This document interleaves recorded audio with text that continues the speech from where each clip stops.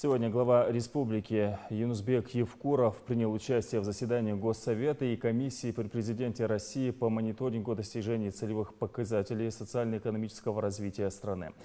Владимир Путин отметил, что за прошедшие годы удалось придать динамику позитивным изменениям в наиболее чувствительных и значимых для граждан сферах. На обсуждение были вынесены 3 блока вопросов: предоставление государственных и муниципальных услуг через сеть МФЦ, независимая оценка качества услуг в социальной сфере и расселение граждан из аварийного жилья. С докладами по каждому блоку выступили профильные министры и главы регионов.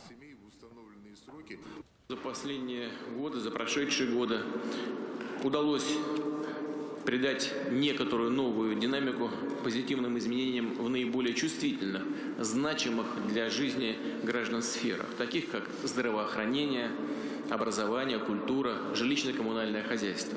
Хотел бы отметить и работу руководителей регионов, их управленческих команд. В субъектах федерации, где грамотно и ответственно подошли к делу, сконцентрировали ресурсы и усилия на решении проблем граждан, несмотря на все сложности, удалось получить действительно серьезные, заметные результаты. Подчеркну, достигнутые успехи должны стать основой для движения вперед. Только так можно ответить на запросы людей. Они сегодня уже ориентируются на самые высокие мировые стандарты, а это значит, что нам предстоит решать все более сложные задачи.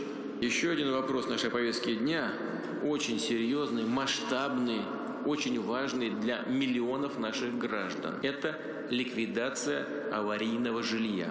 Мы поставили перед собой очень сложную цель: до сентября 2017 года предоставить новое комфортное жилье более 700 тысячам наших граждан. Подавляющее большинство субъектов федерации выполняют поставленные задачи. 14 регионов уже завершили реализацию программ переселения тех домов, которые признаны аварийными на 1 января 2012 года. 2 субъекта, это Республика Ингушетия и Калининградская область, еще в 2015 году. Это по-настоящему сложная работа, потребовавшая концентрации и неусыпного контроля.